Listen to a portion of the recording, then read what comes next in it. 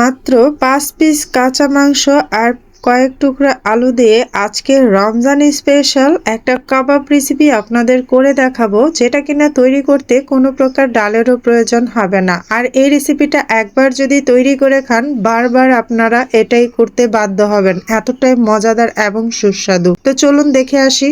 আসসালামু আলাইকুম, আবারও ওয়েলকাম জানাচ্ছি নতুন একটা রেসিপি দেখার জন্য। আজকে এখানে আমি মাত্র ছোট ছোট ৫ টুকরা মাংস নিয়েছি। এই ৫ টুকরা মাংস দিয়ে আর এই কাঁচা আলু দিয়ে কিন্তু আমি আপনাদের আজকে একটা মজাদার কাবাব রেসিপি করে দেখাবো।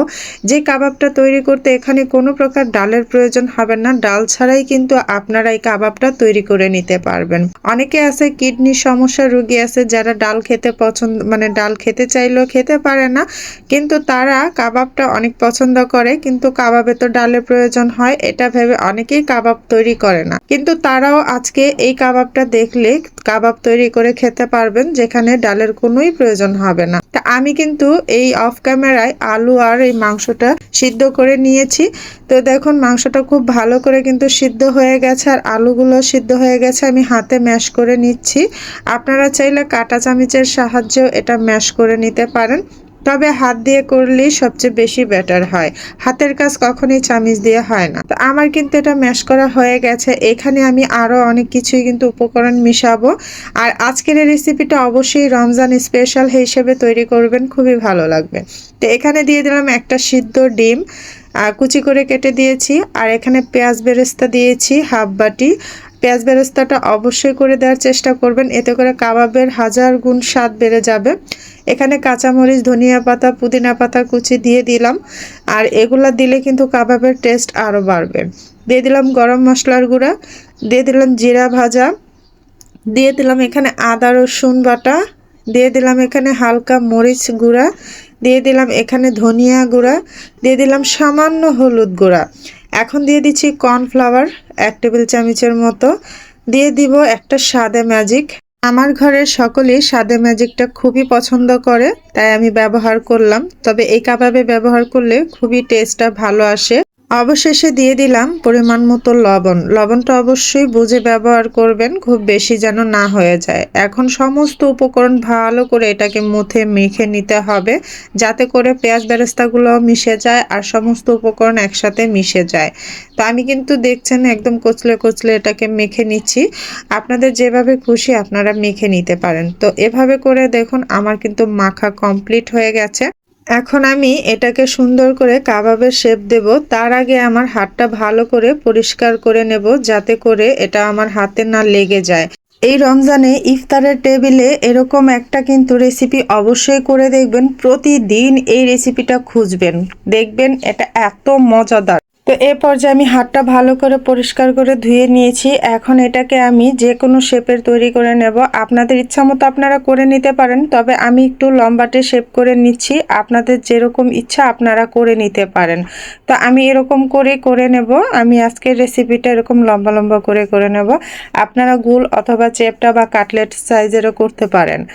তো এরকম করে কিন্তু আমি আস্তে আস্তে করে একই সাইজের সবগুলো তৈরি করার চেষ্টা করব। তো এই রমজানে স্পেশাল কিছু হিসেবে কিন্তু এরকম করে কাবাব তৈরি করতে পারেন। এই কাবাব রেসিপিটা আপনারা ভাত, পোলাও, ফ্রাইড রাইস বা বিরিয়ানি বা অতিথি আপ্যায়ন, বাচ্চাদের টিফিন হিসেবে, রমজানের ইফতারের টেবিলে ইফতার আইটেম হিসেবে, যে কোনো কিছু হিসেবে এটাকে ব্যবহার করতে পারেন। এটা একটা পারফেক্ট রেসিপি, যে কোনো ওয়েতেই আপনারা এটা বানাতে পারেন। কিন্তু এটা এতটাই মজাদার, এতটাই সুস্বাদু, অরিজিনাল কাবাব কেউ হার মানাবে। মাশাআল্লাহ, এই রেসিপিটা খেয়ে কেউ অপছন্দ করবে এরকম কেউ কিন্তু থাকবে না। তো যাই হোক, আমার কিন্তু কাবাবগুলো বানানো হয়ে গেছে। এ পর্যায়ে আমার একটা ডিম লাগবে। তো আমি কিন্তু ডিমটা আগে থেকে ফাটিয়ে এখানে নিয়ে নিচ্ছি। আর এটাকে ডিমটা ভালো করে একটু লবণ দিয়ে ফেটিয়ে নিলাম। এর মধ্যে কিন্তু আমি কোট করব। তো সেই ক্ষেত্রে আমার এখানে লাগবে কর্নফ্লাওয়ার আর ডিম। আপনারা চাইলে শুধু ডিমেও এটাকে কুট করে ভেজে নিতে পারেন, তবে আমি কর্নফ্লাওয়ারটা ব্যবহার করলাম যাতে করে শেপটা সুন্দর থাকে আর একটু মুচমুচে ভাবটা বেশি হয়। তো এভাবে করে কিন্তু আমি যে ঝাঁকিয়ে এভাবে করে আমি কর্নফ্লাওয়ারের মধ্যে একটু কোট করে নিচ্ছি। আপনারা এভাবে একটু করার চেষ্টা করবেন, দেখবেন এতে করে ভাজাটা আরও বেশি সুন্দর হবে। তো এভাবে করে আমি সবগুলো আগে উঠিয়ে নিচ্ছি, তারপর আমি ডিমে চুবিয়ে দিয়ে দেব। আর আরও একটা কথা, এই রেসিপিটা কিন্তু চাইলে আপনারা সংরক্ষণ করতে পারেন।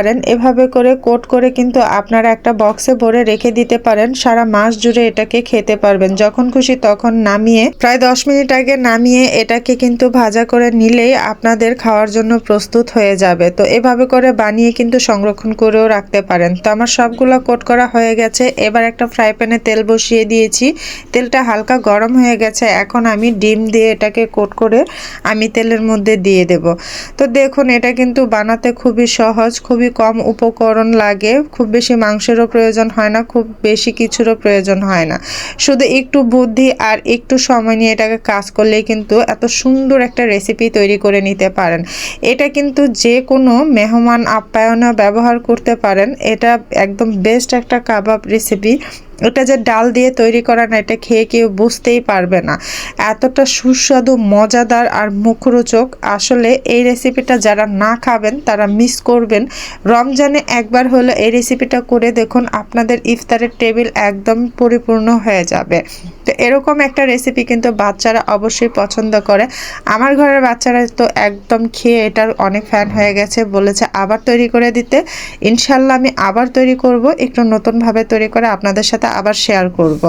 তো দেখুন, এই যে আমি এটাকে কিন্তু উল্টে পাল্টে দিচ্ছি, খুব বেশি সময় লাগে না, 2 মিনিটের ভিতরে আমি এটা উল্টে পাল্টে দিচ্ছি। আর এটাকে কিন্তু আমি মাত্র 5 মিনিটের মতো ভাজা করে নেব। আপনারা 5 মিনিটের ভিতরেই কিন্তু এরকম একটা মজাদার রেসিপি তৈরি করে নিতে পারেন। এরকম 5 টুকরা মাংস দিয়ে 5 মিনিটে একটা মজাদার রেসিপি তৈরি হয়ে যাবে। আপনারা যদি এই রেসিপিটা একটু মনোযোগ সহকারে দেখেন, খুবই সহজ এবং সিম্পল এই রেসিপিটা। তো বানাতেই যতটুকু সময়, এছাড়া কিন্তু এটা খুব সময় লাগবে না। আর ফ্রোজেন করে রাখলে 10 মিনিট আগে নামিয়ে রাখবেন, আর 5 মিনিটের ভিতরে ভাজা করলেই কিন্তু এটা হয়ে যাবে। তা 5 মিনিটেই আপনি এরকম মজাদার একটা রেসিপি কিন্তু তৈরি করে আপনার টেবিলে পরিবেশন করতে পারেন যদি ফ্রোজেন করে রেখে দেন। আর ফ্রোজেন ছাড়াও কিন্তু এটা 5 মিনিটে ভাজা করলেই এটা একদম কমপ্লিট হয়ে যাবে। তো যারা বেশি মুচমুচে খেতে চান তারা আরেকটু সময় নিয়ে ভাজা করে নেবেন।